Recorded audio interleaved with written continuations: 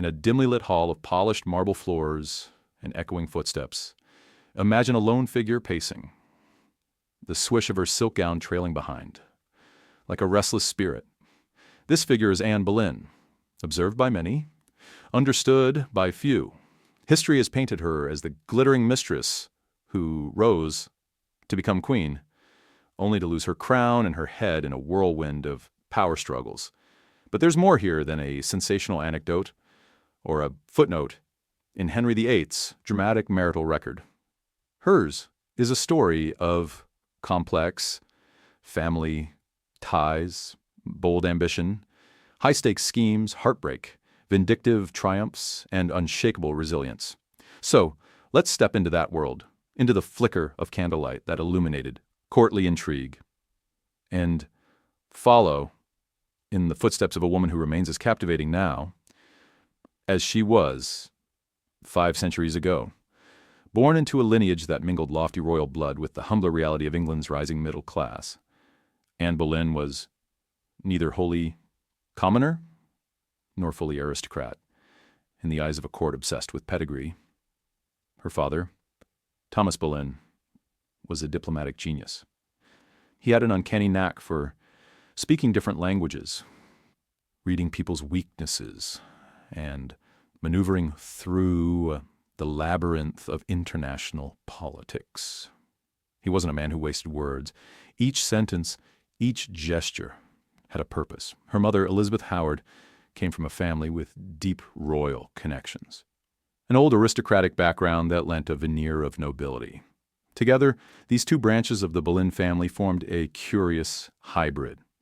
An ambitious father who saw the potential in forging alliances with Europe's power players, and a mother whose lineage stretched back through England's storied past. That combination of new strategy and old blood laid the groundwork for Anne's presence at court. It wasn't only her parents who shaped her destiny.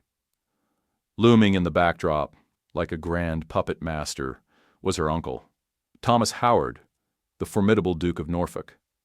Ambition seemed to pulse through his veins, and one could argue he would sacrifice any family member on the altar of royal favor if it meant the Howards would inch closer to absolute power. He was unflinching, practical, perhaps even ruthless.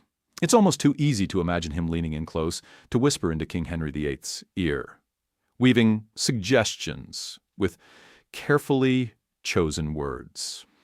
This niece of mine is quite the captivating young lady, Your Majesty. She's witty, well-educated, a true English rose, no?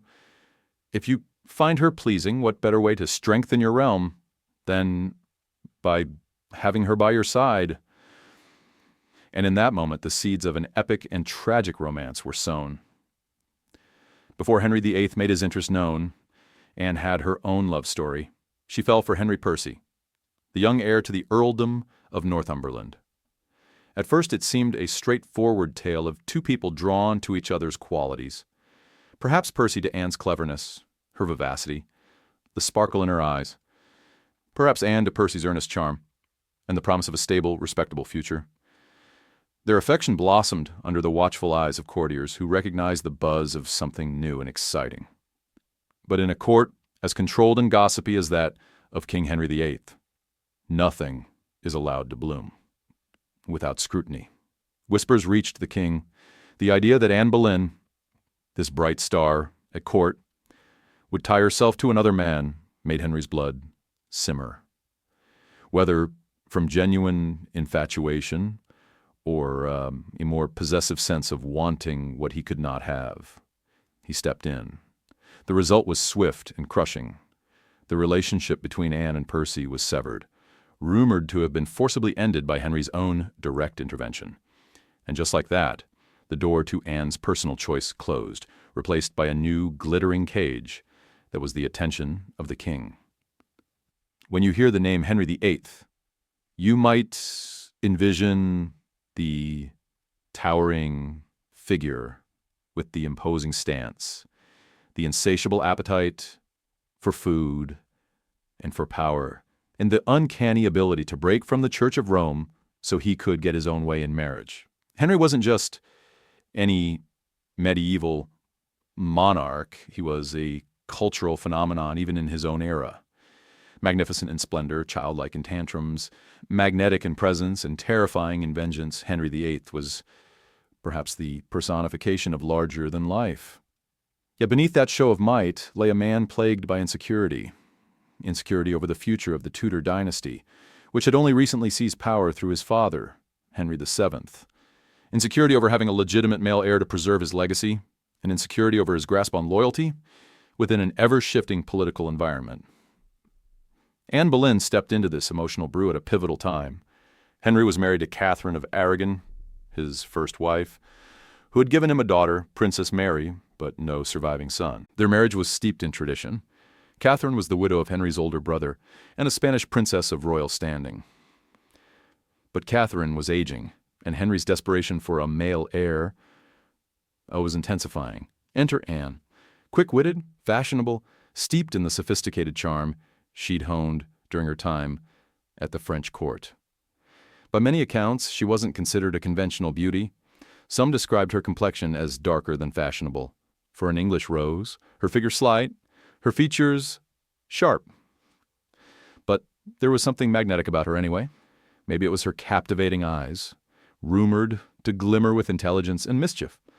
Maybe it was the way she spoke, half teasing, half serious, never quite letting Henry relax into complacency.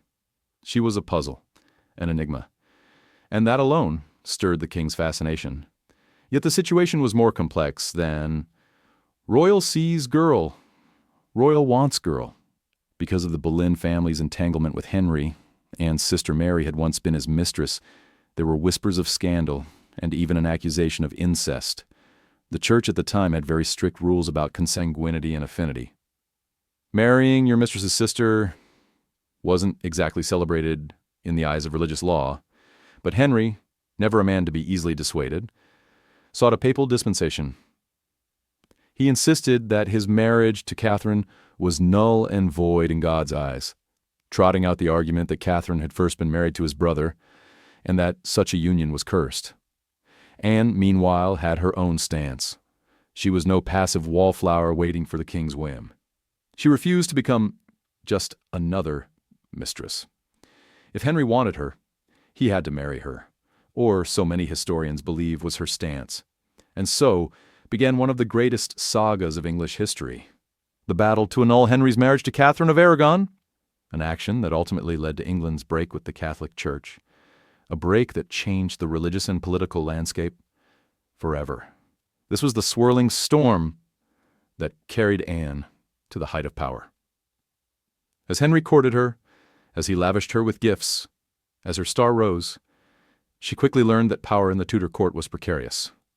Jealousies simmered beneath every curtsy. Rival families measured her every glance. Even Catherine's supporters recognized Anne not just as a usurper, but a mortal threat to Catherine's daughter, Mary. How could Mary's claim to legitimacy stand if the king declared his first marriage invalid? The question raised the stakes, not only for Anne, but for the entire kingdom. Eventually, Anne's perseverance and Henry's obsession paid off in the most official manner possible, marriage. But because the annulment from Catherine took so long, Henry and Anne effectively married, first in secret. Anne became pregnant, sparking hope that the unborn child might be the long-desired male heir. In 1533, their union was publicly validated. Shortly after, Henry had her crowned queen in a lavish ceremony that left jaws dropped throughout Christendom. Tradition dictated that queens were often crowned with a more modest crown, suitable for consorts. But Anne? She wore a crown historically reserved for the reigning monarch. That oversized headpiece was more than a fashion choice. It was a statement that echoed across the nation. This is your queen, the rightful mother of future Tudor heirs. Yet, behind the magnificent gown and crown, behind the court festivities and grand processions, the tension was palpable. Catherine had been exiled. Her supporters eyed Anne with scorn. And Anne herself, high on the pedestal of royalty, discovered just how lonely it could be at the top. For all the king's professions of devotion, Henry remained what he'd always been: capricious, easily bored, easily angered. He collected new flirtations like trophies. Rumors abound that Anne, to maintain her influence, tried to place women close to Henry, women she could trust, so she would always know what he was up to, and perhaps even manage his temper by feeding him distractions carefully. Some accounts suggest she went so far as to encourage or facilitate certain affairs, hoping these relationships might be easier to control if the women involved were her relatives or her friends. Even for a woman of Anne's intelligence, these were high-stakes games that could backfire. Sometimes it's said that she was cunning, manipulative, and had a short fuse. She certainly had enemies at court who described her as vengeful, quick to nurse a grudge. But it's also likely she felt cornered, surrounded by people waiting for her downfall. History has a way of casting blame on outspoken women, especially those who dared to engage in political influence, typically reserved for men. Anne was known for being cultivated, for having a keen interest in religious reform, for championing learning and the arts. She was a friend to influential thinkers and a promoter of new ideas. If you wanted a simple, obedient queen, she was not that. She had a sharp mind, a sharper tongue, and the audacity to use both. And if her confidence spilled into arrogance at times, can we really be surprised in a court where only the bold survived? Her detractors also loved to cite incidents as proof of her insensitivity. A famous moment occurred when Catherine of Aragon died, alone and neglected. Rather than don a somber black gown, Anne supposedly wore vibrant yellow, a color some interpret as a fashion statement of triumph or celebration at her rival's death. Historians debate the motives. Did she wear yellow because it was customary to wear bright colors of mourning in some traditions? Or was it truly meant to gloat? We'll never know for sure. But the rumor captured the popular imagination, fueling the image of Anne as heartless and flamboyant. And once gossip took flight in Henry's court, it could gain unstoppable momentum. Perhaps the most extraordinary outcome of Anne's marriage, and the single reason her name still resonates, was the child she delivered in September 1533, Princess Elizabeth. Although Elizabeth was not the anticipated male heir, she would later become Queen Elizabeth I, arguably one of the most iconic monarchs in English history, known for her sharp intellect, political savvy, and longevity in a male-dominated realm. In that sense, Anne succeeded beyond measure. Her bloodline would shape the destiny of England for decades. Yet in the immediate aftermath, the birth of a daughter was a crushing disappointment to Henry and to those who had pinned their hopes on a boy. Many at court saw the writing on the wall. If Anne couldn't deliver a son soon, the same harsh fate might befall her that had befallen Catherine of Aragon. It didn't help that Henry's eye began to wander anew. Anne's pregnancies that followed, at least 2, ended in miscarriages. The king, always desperate for that elusive male heir, grew impatient. This shift in Henry's attitude signaled the start of a dizzying downfall. Anne might have tried to hold on, employing the same quick wit and manipulation that had worked before. But the king's affections had grown cold. Worse yet, as tensions brewed, she found herself increasingly isolated.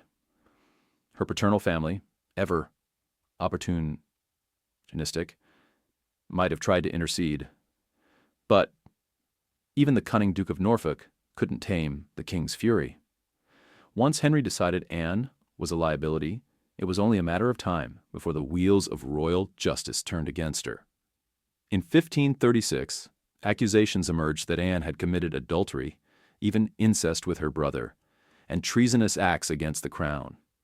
In hindsight, the charges look absurd, a flimsy pretext orchestrated by those who sought to rid Henry of a wife who no longer pleased him and who threatened the stability of the monarchy by failing to produce a son. Nonetheless, the charges stuck. Anne Boleyn was arrested and imprisoned in the Tower of London. The trial that followed was a performance, a show trial shaped by fear, betrayal, and the unstoppable might of a king determined to have his way. Guilty was the verdict, swiftly and inevitably delivered. Anne, once the celebrated queen with a massive crown set upon her dark hair, would meet her end under a French swordsman's blade. This detail stands out. Henry hired a skilled executioner from France instead of using the English axeman. Perhaps it was a final gesture of mercy, since a well-placed sword strike was considered quicker and more precise. Or perhaps it was just another theatrical choice to ensure Anne's execution would be talked about for centuries. On that fateful day, Anne reportedly was in a strangely buoyant mood, alternating between pious reflection and light, somewhat eerie remarks. Historians debate the authenticity of the story that she joked about her little nekikiti, but it aligns with accounts suggesting she maintained a sharp sense of irony until the end. As she knelt, the swordsman delivered the blow with a speed that caught many onlookers by surprise. Her body and head were hastily placed in an unmarked chest and buried in the chapel of St. Peter ad Vincula, within the Tower grounds.